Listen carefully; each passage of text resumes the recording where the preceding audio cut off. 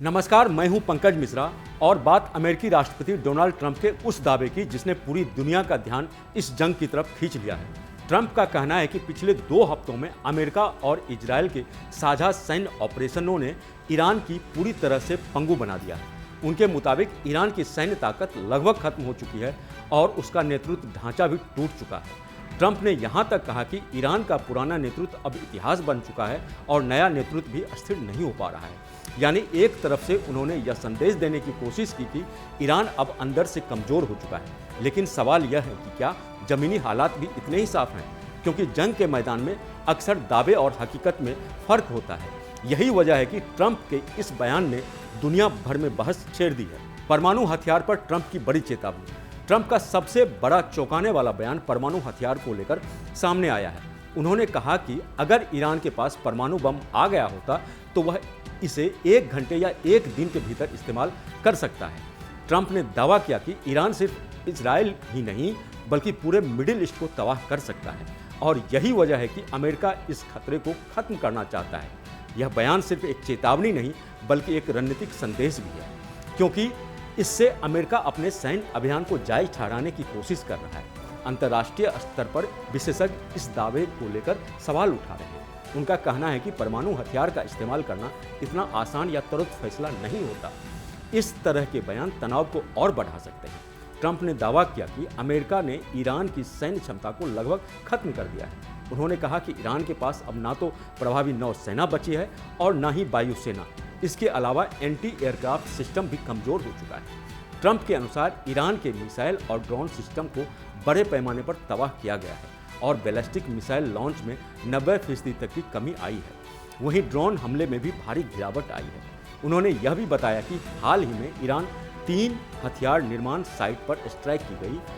यानी अमेरिका यह दिखाने की कोशिश कर रहा है कि उसने न सिर्फ मौजूदा खतरे को कम किया है बल्कि भविष्य के खतरे को भी काफ़ी हद तक रोक दिया है।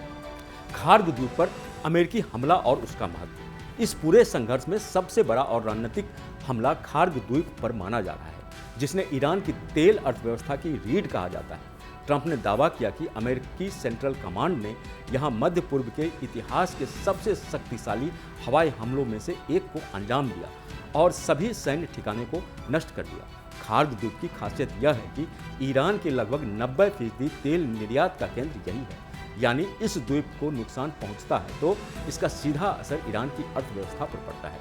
हालांकि ट्रंप ने यह भी कहा कि मानवीय कारणों से उन्होंने यहां के तेल ढांचे को निशाना नहीं बनाया, लेकिन इसके बावजूद इस हमले ने यह साफ कर दिया कि अब जंग सिर्फ सैन्य ठिकानों तक सीमित नहीं है बल्कि आर्थिक ढांचे को भी निशाना बनाया जा रहा है।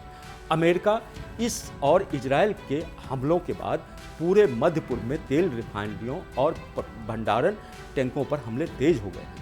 इजरायली सेना ने तेहरान के रेयान शहर और अकदीसियोह जैसे इलाकों में मौजूद तेल डिपो को निशाना बनाया है। वहीं करज के फादिस क्षेत्र पर भी हमले हुए हैं। इन हमलों को लेकर इजरायल का कहना है कि यह सिर्फ सैन्य इस्तेमाल में आने वाली ईंधन टैंकों को निशाना बनाया गया है, लेकिन इसका असर व्यापक है क्योंकि इससे तेल सप्लाई चेन प्रभावित होती है और वैश्विक बाजार में अस्थिरता बढ़ती है। यही वजह है कि अब इस जंग को सिर्फ सैन्य टकराव नहीं बल्कि एक एनर्जी वार के रूप में देखा जा रहा है। खार्ग द्वीप की पूरी ताकत और रणनीतिक अहमियत। खार्ग द्वीप सिर्फ एक छोटा सा भूभाग नहीं है बल्कि यह ईरान की पूरी तेल अर्थव्यवस्था का दिल माना जाता है। यह फारस द्वीप की खाड़ी में स्थित है और यहाँ ईरान का करीब 90% कच्चा तेल निर्यात होता है। यही वजह है कि इसे ईरान की सबसे महत्वपूर्ण आर्थिक संपत्तियों में गिना जाता है। इस द्वीप पर 40 से ज़्यादा तेल भंडारण टैंक मौजूद हैं, जिनकी कुल क्षमता 2 करोड़ बैरल से अधिक बताई जाती है। समुद्र के नीचे बिछी पाइपलाइनों के जरिए दक्षिणी तेल से कच्चा तेल लाया जाता है और फिर बड़े टैंकर में भरकर दुनिया के अलग अलग हिस्सों में भेजा जाता है।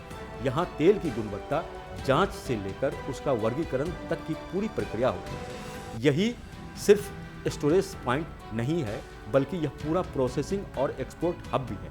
इसकी समुद्री स्थिति और गहराई इसे बड़े टैंकरों के लिए बेहद उपयुक्त बनाती है। यही वजह है कि दशकों से यह ईरान के तेल निर्यात का मुख्य केंद्र बना हुआ है। खार्ग द्वीप पर हमले के बाद अब नई चर्चा ने जोर पकड़ लिया है और यह है कि इस द्वीप पर संभावित कब्जे की संभावना।